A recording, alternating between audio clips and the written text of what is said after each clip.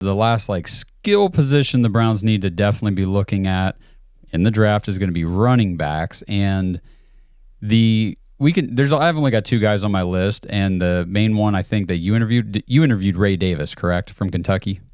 Yeah, from Kentucky, yeah. Okay, can we talk about him real quick? Yeah, short guy, but he had the build of like, Barry Sanders and Emmitt Smith were short guys. LaDainian Tomlinson were short guys. 5'8", 220, is that about right? Yeah. I mean, that's my height, but like 70 pounds more than me. That's crazy. Yeah. He's got very good hands, and he's got a powerful running style. And I have seen tape on him before I was doing an interview with him, or when I was transcribing my interview. I just went to YouTube, and he breaks a lot of tackles. He gains a lot of yards after contact. People just bounce right off of it. He's got a low center of gravity, and he's got some good moves, but he will also take a lick. And I think that what impressed me the most was that when he would come to the line, he had good vision and the patience and identify which rushing lane would open up for him. But he's a great pass catcher, and more importantly, this guy is a stud in blocking. Ah, nice. Okay.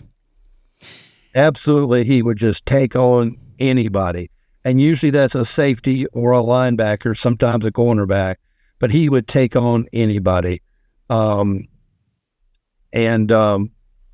I think he'll be 5th round, 4th round.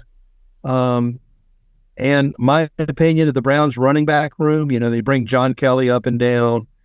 Jerome Ford, either you love him or you hate him. Some people just can't stand him. Some people like the way he is.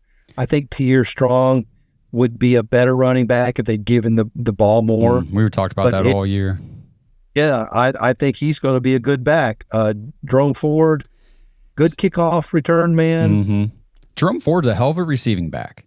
You get him in space, and he's a dangerous threat. The problem that we always say on the show is getting him into space and the thing is, I do love Jerome Ford. I do. I was excited to get him coming out of Cincinnati. He's just frustrating as all hell to me because it's lateral. And I understand the running scheme in the Kevin Stefanski offense and waiting, being more patient, waiting for lanes to open up.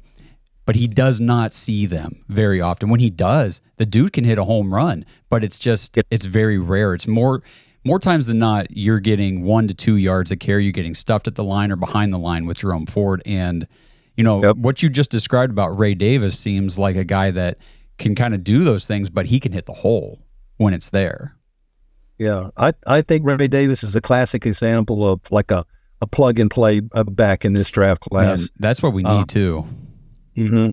His key strengths are hitting a hole and knowing where to hit the hole. But he's got home run speed. He absolutely does. He's got home run speed. And he's proven the ability in college that he can find the end zone. Do you know how many touchdowns in college he had? Do you have that number? Okay. I don't. It was double digit this year. So I was just going to do a quick shout out to Andrew Jackson, Dog Pack member in the Patreon, because Kentucky is his college football team. So we're going to be hearing about Ray Davis as soon as he watches this. He'll be in the Discord talking about it. So we will learn a whole lot more about Ray Davis after this show because I'm sure Andrew has some input. So I'm very interested in this kid for sure. And Ray Davis was very well spoken. He was yes sir, no sir, really nice guy. And after it was over with, 2 or 3 of the reporters would say, "All right, Ray, well, good luck to you. All right, Ray, I'll see you later." And, he said, "All right, fellas, And that's the kind of guy he was. It looked like he was somebody, came over to borrow your weed whacker or something. Well, that kind of fits in with the Cleveland Browns culture, I feel like, where everybody's they're good, they're just good people, good teammates, right. and just overall good to be around. So, yeah, Ray Davis, definitely interesting. Now, the only hang-up I have with him that I looked at was he's 24 years old already. He is 24, and somebody asked about that. I didn't ask, and I used that question because that's something you can do when you interview is when you ask questions, I can use your question, I can use your answers if I need to. or if I want to. And somebody had asked that, and he said, well, I'm experienced, and, it's not like I'm 34. Well, that's a good mentality. Now, again, disclaimer, I'm not saying that 24 years old is old, but it is old to be a prospect coming out of college as a rookie into the NFL, especially at the running back position, because the shelf life is so short. What was Brandon Whedon, 28? Yeah, 28 or something crazy like that. So that could mean, but 24 is nothing. 24 is absolutely nothing. That's still finding yourself. No, especially if you're drafting a running back later in the draft to be a one contract kind of guy, because by the end of his contract he's 28. You're probably not going to re-sign him.